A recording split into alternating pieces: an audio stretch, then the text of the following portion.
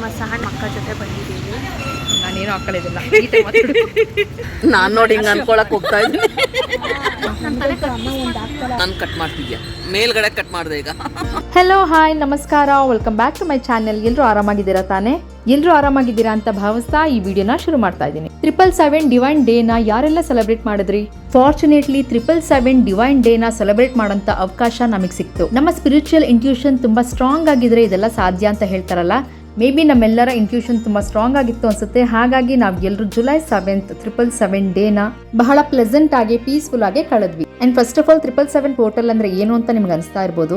ಇದೇ July 7th ಅಂದ್ರೆ date ಬಂದು 7, ಮಂತ್ ಕೂಡ 7 ಇರುತ್ತೆ. ಹಾಗೂ 2025 ನ ತಗೊಂಡ್ರೆ 7 ಬರುತ್ತೆ. ಸೊ 777 ಇದನ್ನ 777 ಅಂತ ಕರೀತಾರೆ. ಇದನ್ನ ಡಿವೈನ್ ಅಲೈನ್ಮೆಂಟ್ ಅಥವಾ ಸ್ಪಿರಿಚುವಲ್ ಅಲೈನ್ಮೆಂಟ್ ಅಂತಾರೆ. ಆಬ್ವಿಯಸ್ಲಿ ನಿಮ್ಗೆ ಎಲ್ರಿಗೂ ಗೊತ್ತೇ ಇರುತ್ತೆ, 7 ನ ಡಿವೈನ್ ನಂಬರ್ ಅಂತ ಕರೀತಾರೆ.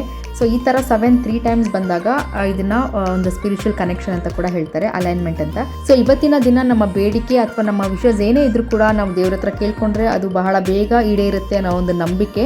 ಸೊ ಬಹಳಷ್ಟು ಜನ ಇಂಥ ಒಂದು ದಿನಗಳಲ್ಲಿ ದೇವ್ರ ಪೂಜೆ ಮಾಡೋದು, ದೇವಸ್ಥಾನಕ್ಕೆ ಹೋಗೋದು ಅಥವಾ ಒಳ್ಳೆ ಕೆಲಸಗಳಲ್ಲಿ ತಮ್ಮನ್ನು ತಾವು ತೊಡಗಿಸ್ಕೊಳ್ತಾರೆ. ಹಾಗೆ ನಾವು ಕೂಡ ಆ ಎಂಟೈರ್ ಡೇ ಎಲ್ಲ ದೇವಸ್ಥಾನಕ್ಕೂ ವಿಸಿಟ್ ಮಾಡಿದ್ವಿ. ಸೊ ತುಂಬಾ ಚೆನ್ನಾಗಿತ್ತು ನಮ್ಮ ಎಕ್ಸ್ಪೀರಿಯನ್ಸ್. ಇನ್ಫ್ಯಾಕ್ಟ್ ನಮಗೆ 777 ಅನ್ನೋದು ಯಾವುದೇ ಒಂದು ಐಡಿಯಾ ಇರಲಿಲ್ಲ ಇನಿಷಿಯಲಿ ನಾವು ಪ್ಲ್ಯಾನ್ ಮಾಡಿದಾಗ, ಬಟ್ ಲೇಟರ್ ನಮ್ಗೆ ಗೊತ್ತಾಯಿತು. ಸೊ ಹಾಗಾಗಿ ಈ ಥರ ಒಂದು ಟೈಮ್ನ ನಾವು ನಿಜ ಯೂಸ್ ಮಾಡ್ಕೊಳ್ಳೇಬೇಕು ಈ ಆಪರ್ಚುನಿಟಿನ ಅಂತ ಬೆಳಗ್ಗೆಯಿಂದ ಸಂಜೆವರೆಗೂ ನಾವು ಟೆಂಪಲ್ ರನ್ ಮಾಡ್ತಾನೆ ಇದ್ವಿ. ಸೊ ಆಲ್ಮೋಸ್ಟ್ ನಾವು ಅವತ್ತಿನ ದಿನ 7 ಟೆಂಪಲ್ಸ್ಗೆ ವಿಸಿಟ್ ಮಾಡಿದ್ವಿ. ಸೊ ಅದರಲ್ಲಿ ಮೊದಲನೇ ದೇವಸ್ಥಾನ ಬಂದು ಅಣ್ಣಮ್ಮ ದೇವಸ್ಥಾನ. ಸೊ ನಮ್ಮೆಲ್ರಿಗೂ ಗೊತ್ತೇ ಇದೆ ಅಣ್ಣಮ್ಮ ದೇವಸ್ಥಾನ ಎಷ್ಟು ಪವರ್ಫುಲ್ ಅಂತ, ಹಾಗೂ ಅಣ್ಣಮ್ಮ ದೇವಿ ಕೂಡ ಎಷ್ಟು ಶಕ್ತಿ ದೇವತೆ ಅನ್ನೋದು. ಸೊ ಹಾಗಾಗಿ ನಮ್ಮ ಒಂದು ವಿಸಿಟ್ ಬಂದು ಫಸ್ಟು ಅಣ್ಣಮ್ಮ ದೇವಸ್ಥಾನಕ್ಕಿತ್ತು. ಸೊ ಇಲ್ಲೆಲ್ಲ ಪೂಜೆ ಆದಮೇಲೆ ನೆಕ್ಸ್ಟ್ ನಾವು ಹೊರಟಿದ್ದು ಮಲ್ಲೇಶ್ವರಂಗೆ. ಸೊ ನಿಮ್ಗೆಲ್ರಿಗೂ ಗೊತ್ತೇ ಇದೆ ಮಲ್ಲೇಶ್ವರಮಲ್ಲಿ ಎಷ್ಟು ಪ್ರಸಿದ್ಧವಾದ ದೇವಸ್ಥಾನ ಹಾಗೂ ಪುರಾತನವಾದ ದೇವಸ್ಥಾನಗಳಿದೆ ಅಂತ. ಸೊ ಮಲ್ಲೇಶ್ವರಮಲ್ಲಿ ಇರುವಂಥ ಎಲ್ಲ ದೇವಸ್ಥಾನಕ್ಕೂ ನಾವು ಅವತ್ತು ವಿಸಿಟ್ ಮಾಡಿದ್ವಿ.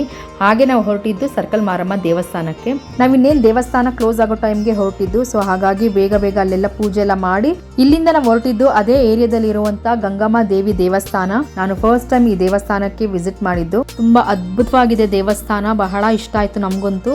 ನಿಜ ಹೇಳ್ಬೇಕಂದ್ರೆ ನಮ್ಗೆ ಎಷ್ಟು ಸಲ ದೇವಿ ಮೂರ್ತಿನ ನೋಡಿದ್ರು ಕೂಡ ನಮಗೆ ಸಮಾಧಾನನೇ ಆಗ್ತಿರ್ಲಿಲ್ಲ, ಮತ್ತೆ ಮತ್ತೆ ನೋಡಬೇಕು ಅನಿಸ್ತಿತ್ತು. ಸೊ ಅಷ್ಟು ಸುಂದರವಾಗಿದೆ ದೇವಿ ಮೂರ್ತಿ, ನಮಗಂತೂ ತುಂಬಾ ಇಷ್ಟ ಆಯಿತು. ಆ್ಯಂಡ್ ಬಹಳ ಹೊತ್ತು ನಾವು ಅಲ್ಲೇ ಟೈಮ್ನ ಸ್ಪೆಂಡ್ ಮಾಡಿದ್ವಿ.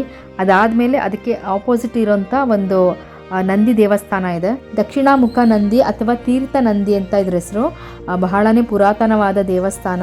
ಇಲ್ಲಿ ಏನ್ ವಿಶೇಷತೆ ಅಂದ್ರೆ ನಂದಿ ಬಾಯಿಂದ ನೀರು ಸದಾಕಾಲ ಬರ್ತಾನೆ ಇರುತ್ತೆ. ಅಂಡ್ ನಂದಿ ಬಾಯಿಂದ ಬರ್ತಿರೋಂಥ ನೀರು ನೇರವಾಗಿ ಶಿವಲಿಂಗದ ಮೇಲೆ ಬೀಳುತ್ತೆ. ಸೊ ಇದು ಈ ದೇವಸ್ಥಾನದ ವಿಶೇಷತೆ ಮತ್ತೆ ಪವಾಡ ಅಂತಾನೆ ಹೇಳ್ಬೋದು. ದೇವಸ್ಥಾನ ಕೂಡ ತುಂಬಾನೇ ಚೆನ್ನಾಗಿದೆ, ತುಂಬಾ ಪ್ರಶಾಂತತೆಯಿಂದ ಕೂಡಿದೆ. ಅದ್ರ ಮುಂದೆ ಇರುವಂಥ ಕಲ್ಯಾಣಿ, ಪುಟ್ಟ ಕಲ್ಯಾಣಿ ತುಂಬಾನೇ ಚೆನ್ನಾಗಿದೆ ನೋಡ್ಲಿಕ್ಕೆ. ಸೊ ಅಲ್ಲೆಲ್ಲ ಕುತ್ಕೊಂಡು ಕೆಲವೊಂದಷ್ಟು ಫೋಟೋಸ್ ತಗೊಂಡು ಮತ್ತೆ ನಾವು ಇಲ್ಲಿಂದ ನೇರ ಹೊರಟಿದ್ದು ಶ್ರೀ ಕಾಡು ಮಲ್ಲೇಶ್ವರ ಸ್ವಾಮಿ ಟೆಂಪಲ್ಗೆ. ಈ ದೇವಸ್ಥಾನ ಕೂಡ ಬಹಳನೇ ಪುರಾತನವಾದದ್ದು, ತುಂಬಾ ಹಳೆಯ ದೇವಸ್ಥಾನ ಇದು. ದೇವಸ್ಥಾನದ ಒಳಗಡೆ ಸುಮಾರು ಗುಡಿಗಳಿದೆ. ದಕ್ಷಿಣಾಮೂರ್ತಿ ಗುಡಿ ಇದೆ, ಚಂಡಿಕೇಶ್ವರ ಸ್ವಾಮಿ ದೇವಸ್ಥಾನ ಇದೆ.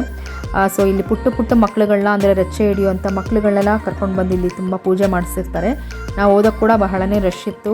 ಹಾಗಾಗಿ ಅಲ್ಲೆಲ್ಲ ಪೂಜೆ ಎಲ್ಲ ಮುಗಿಸಿ ಅಲ್ಲೇ ಕೆಲವೊಂದಷ್ಟು ಫೋಟೋಸ್ ತಗೊಂಡು, ಮಧ್ಯಾಹ್ನ ಬೇರೆ ಆಗಿತ್ತು, ಹೊಟ್ಟೆ ಬೇರೆ ಹಸ್ತಿತ್ತು. ಹಾಗಾಗಿ ಎಲ್ಲರೂ ಡೈರೆಕ್ಟಾಗಿ ಅಲ್ಲಿಂದ ಬೆಂಗಳೂರು ಕೆಫೆಗೆ ಬಂದ್ವಿ.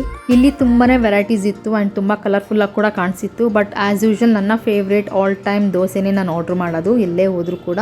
ಸೊ ಅದನ್ನೇ ಆರ್ಡ್ರ್ ಮಾಡಿದ್ದೆ ಆ್ಯಂಡ್ ಅದನ್ನೇ ತಿಂದೆ ಕೂಡ. ಆ್ಯಂಡ್ ಕಸಿನ್ಸ್ ಕೂಡ ಬೇರೆ ಬೇರೆ ವೆರೈಟೀಸ್ ಎಲ್ಲ ಟ್ರೈ ಮಾಡ್ತಿದ್ರು. ಆ್ಯಂಡ್ ಆಲ್ಸೋ ನಾವು ಬ್ಯಾಂಗ್ಳೂರು ಕೆಫೆಗೆ ಹೋದಾಗ ಅಲ್ಲಿ ನನ್ನ ಇಬ್ಬರು ಕಸಿನ್ಸ್ ಕೂಡ ಜಾಯ್ನ್ ಆದರು. ಸೊ ಅವ್ರ ಜೊತೆ ಮತ್ತೊಂದ್ಸಲ ಕಾಫಿ ಕುಡಿದು ಚಾಟ್ ಮಾಡಿ ಅಲ್ಲೇ ಫೋಟೋಸು ತೊಗೊಂಡು ಅಲ್ಲಿಂದ ಮತ್ತೆ ನಾವೆಲ್ಲರೂ TTD ದೇವಸ್ಥಾನ ಅಂದರೆ ತಿರುಮಲ ತಿರುಪತಿ ವೆಂಕಟರಮಣ ಸ್ವಾಮಿ ದೇವಸ್ಥಾನಕ್ಕೆ ಹೋದ್ವಿ. ಬ್ಯಾಂಗ್ಳೂರು ಕೆಫೆಯಿಂದ ಒಂದು 10 ಮಿನಿಟ್ಸ್ ವಾಕಬಲ್ ಡಿಸ್ಟೆನ್ಸ್ ಅಷ್ಟೇ ಇದು.